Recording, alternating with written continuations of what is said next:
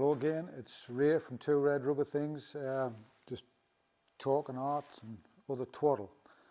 I said in the last video that if anybody had any questions about how to get into art as a way of making money or a living, just ask us and I'll answer if I can. So a couple of questions that came up follow the similar theme of how do you get big commissions? And well, to start at the beginning, there's basically two kinds of art. Whether you're a painter, a sculptor, mixed media, performance artist, it's always either speculative or commissioned art.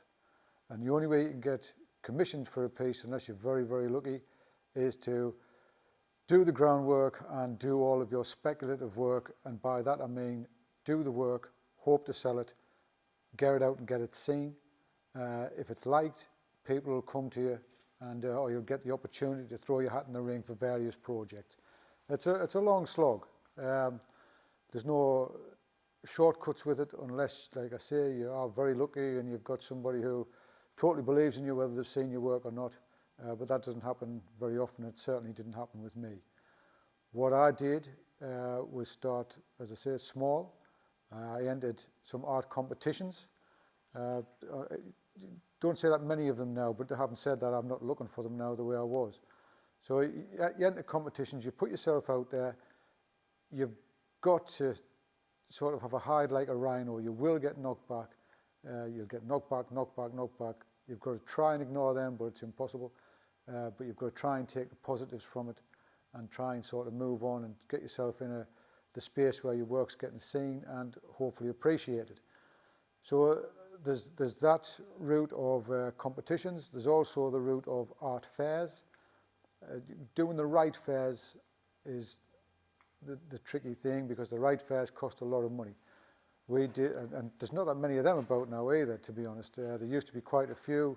Newcastle had a few, Harrogate, various places that were popping up all over, but then they sort of tended to die away.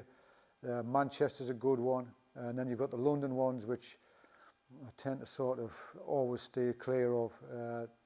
London isn't for me. But you've got to be prepared to pay. You've got to put your money where your mouth is. I mean, a weekend, which is what all these fairs normally run for, you normally set up on a Thursday night. They'll have Friday as a sort of press day and VIP day, and then it's open to the public from Friday night through till Sunday tea time, and then Sunday tea time you've got to pack everything up and get yourself away. So it's not that long to sell as much as you can. And I mean, at the time I'm talking sort of, I think the last time we did one was maybe 6, 7, 8 years ago. And then to do the right art fair, to get the right size stand in the right place, you were looking at anywhere between 2.5 to 3.5, 4 grand. So it takes, you've got to sell a lot of stuff. Bearing in mind you've got to get there, sort your stand out, you know, have some sort of sort of leaflets or whatever with you that people can take away. It all adds up. So that's the other way of doing it. You can sort of put yourself in front of people one way or the other. That's all you can do. And you're not going to get commissioned for artwork unless you've done that speculative work. So you've got to do what you believe in, what appeals to you. I can guarantee you that if something really appeals to you, it'll appeal to somebody else. How many other people it appeals to, that's the knack. But do what you believe in, because if you do something that's just for the money, it'll come across. People can tell. I know I've done it. I'll be perfectly honest. You know, you sort of want to do it as a living, so you think I'll do pieces that are considered to be commercial works. They don't work. I've done pieces, oh, this will sell. Didn't. And then you do other pieces that are just really from the heart or from the back of your head. And they're the ones that connect with people because they're genuine works. So that's what you've got to sort of try and focus on. Doing work that you believe in, doing work that is from you and not just, you've got to have a reason for it. You've got to have a reason for doing the art. If you haven't, it's simply a craft. Nothing wrong with craft. Art is a craft, it's just a craft with a meaning. But you've got to have that meaning behind it if you want to make the right sort of returns from it. Galleries, I used to deal with galleries quite a lot. That's your main inroad. You've got to have the strength and belief in your own work to arrange a meeting, walk in with some work under your arm, and hope that it takes them. You've also, again, got to be prepared to be knocked back by galleries. Not everybody's work is for every gallery. So don't let being knocked back stop you from trying somewhere else. Walk in various ones, different kinds of galleries. Somebody will take it. But the right gallery, you've got to be generally looking at around about losing 50% of the end value sale.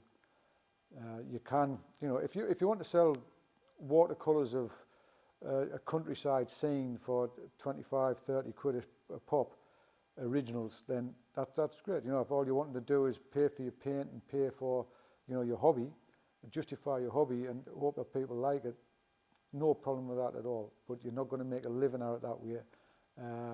If you're in sort of some, the only way you can sort of do that and get anything back from it is if you're in some sort of cafe somewhere, or some sort of public space that isn't really a gallery. The higher the galleries, the more percentage they'll take, and it seems harsh, but that's where you'll sort of make your name, and that's where you'll get a following away from the galleries, and eventually you can perhaps pull back, sell some work privately, directly, especially with the social media world now. It's not out of this, out of the way to sort of be able to do that. Now, the only other thing with galleries is that they're there to make money. They've got to make money to pay their rent. So if you do something for them and they'll sell it, they'll want it again and again and again until they stop being able to sell them. And if you're okay doing that, repeating work or repeating a very close style of work, then again, credit to you. I can't do that. I can't do the same piece over and over and over again. But it's up to you to sort of coax. You can't force when you're starting, but you can coax it in the direction you want to go and hope it'll come with you. So hopefully that's give you some sort of insight into how you can potentially get in. There's no easy answers. There's no quick fixes. It's graft. It's graft and risk. That's all there is to it. The risk might not pay off. It won't always pay off regardless. But sometimes it will, and if it does, it gets you on the next stepping stone. And that's all you're doing. You're stepping from one stone to the next, one job to the next, and trying to sort of build things up. So hopefully that's been of some help. I'll post another video at some point in the near future about other aspects of the art world. And if anybody else is interested, got any different questions, get in touch. In the meantime, please subscribe. The offer is still there of winning the small sculpture of Heroes Big and Small. That's coming out September the 1st, and value of £560 for everybody who's subscribed to the YouTube page, YouTube site by then. So please subscribe. It helps us a hell of a lot.